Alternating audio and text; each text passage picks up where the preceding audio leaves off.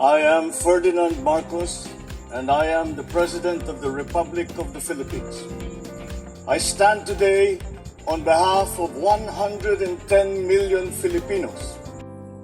Hello people and hello universe, it's me again. Shout out sa inyo mga kababayan. Hello sa mga Marcos loyalists and supporters. But anyway guys, meron tayong very good news for everybody. Siyempre, kahit sino matutuwa, di ba?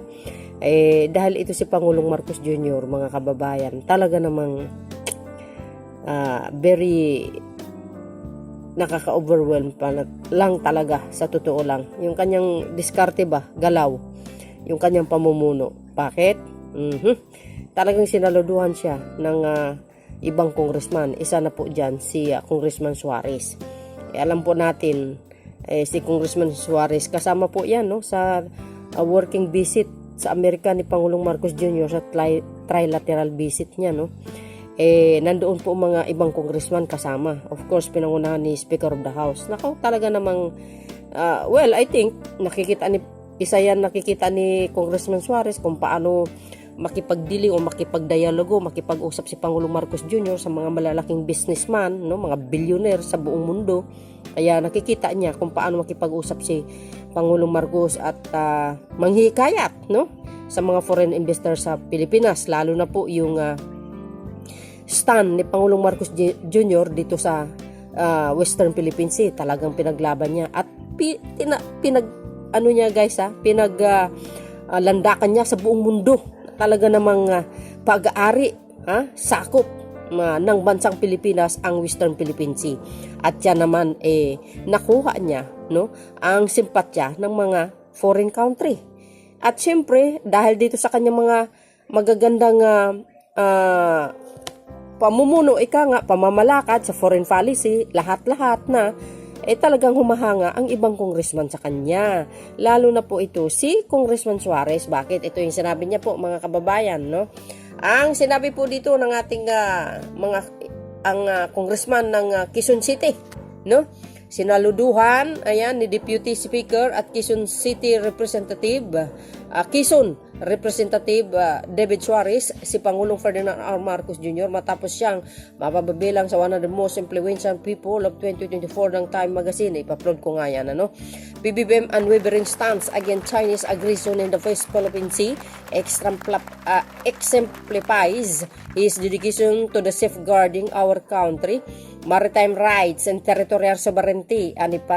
Ni Congressman Suarez, his firm and principled approach in asserting our sovereignty rights in the face of external threats has earned him widespread acclaim and admiration from both domestic and international communities. Tunay, nakikita natin ang pagiging makabayan at makapilipino ng ating Pangulo sa kanyang patuloy na pagtindig laban sa panggigipit ng China sa Western Philippine Sea. Dagdag pa ni Congressman Suarez. Ayan po, sabi ng Pilipinas Today. Yan guys, Representative Suarez kay PBBM, tunay kang makabayan, makapilipino. Yan ang tunay na salinlahi ni Lapu-Lapu. Di ba? Ang mga bayaning Pilipino, ipaglaban ang sariling atin. Sa mga banyaga na gustong kamkamin na hindi naman sa kanila. Katulad ng Patong Chikwa. This prestigious recognition is proof of the President's commitment to advance the interests of the Filipino people and upholding our nation's sovereignty and territorial integrity. Yan po ang sinabi ni Congressman, Deputy Speaker at Quezon Representative David J.J. Suarez, mga kababayan. Di ba? Kaya nga sabi natin, itong mga congressman na ito, as long as nakikita nila maganda ang pamumuno ni Pangulong Marcos Jr., maabilidad, madiskarte, masipag, talagang pangkalahatan yan ay susuportahan ka ng majority ng Pilipino. Totoo yan. Nakita nyo yung isang upload natin, 31% Pilipinos ng bansa, mga mamayang Pilipino, suportado ang Marcos administration. Kung ikumpara mo kay Duterte, 20 lang. Di ba?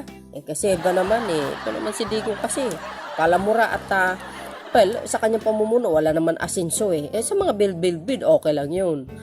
So dahil dito mga kababayan, mostly of mambabatas na talagang susuportahan talaga ang Pangulo. Kasi nakikita nila hindi lang yan guys super bait pa. Hindi marunong mang-away, hindi marunong rumisbak. Anumang klaseng kulay ka, binabanatan ng binabanatan, winalang hiya siya, ng mga DDS, lalo na to si Digong, at ang ibang mga alkalyado nila, wala din, nakangiti lang Pangulo, mabait ka lang talaga no? Kaya napamahal ang mga Pilipino sa kanya.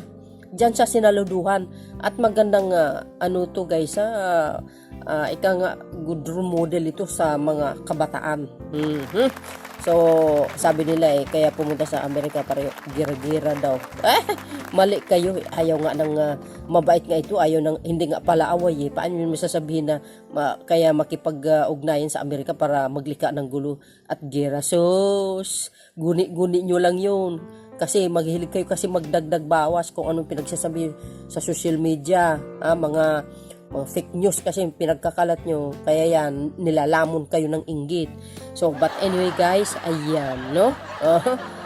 Nakikita naman natin yung isang congressman nga pinagpa-resign ito si Garotay. Kasi sa pambabastos ng pamilya niya sa Pangulo.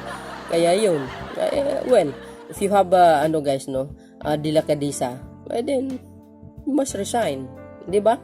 But anyway guys, ano po ang masasabi nyo dito sa sinabi ni Congressman Suarez? Anong sabi niya? Tunay nga na makabayan, makapilipino si Pangulong Marcos Jr. Di kinaloka. Wow, palakpakan naman kayo dyan. So yun guys, maraming salamat sa inyong watching and see you again on my next upload video. Bye and baboos. God bless Philippines. Yan ang totoong mayag balls. Pinaglaban niya ang sariling bayan niya, no, ang kanyang bansang Pilipinas, lalo na po ang pag-aari, ang sakop ng Pilipinas. Di ba? Hindi niya po isusuko yan. Maniwala kayo sa akin sa hindi. Sinabi niya po yan sa international speech niya. Isusuko niya hanggang sa huli. Tingnan nyo. Di ba? Sabi niya, if ever naman mayroon silang secret agreement ng China at saka ni Digong, ngayon pa lang ipawalang visa niya, di kayo naloka. Ay, sinabi niya yan, di ba? Yan ang totoong makapilipino. Lahi talaga nila pula-po yan. Mandirigma yan. Tahimik pero matinik. Anuhin mo naman yung presidenteng palamura. Parang latang walang laman. Batingaw, umalingaw-ngaw. Sakit sa tainga. Walang asinso.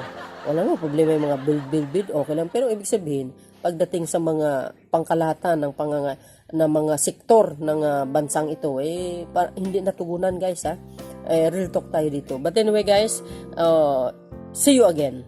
God bless Philippines. Bato-bato sa langit, tamaan huwag magalit, pag-inggit, pikit. Bakit nga? God bless Philippines mga bes. Babus.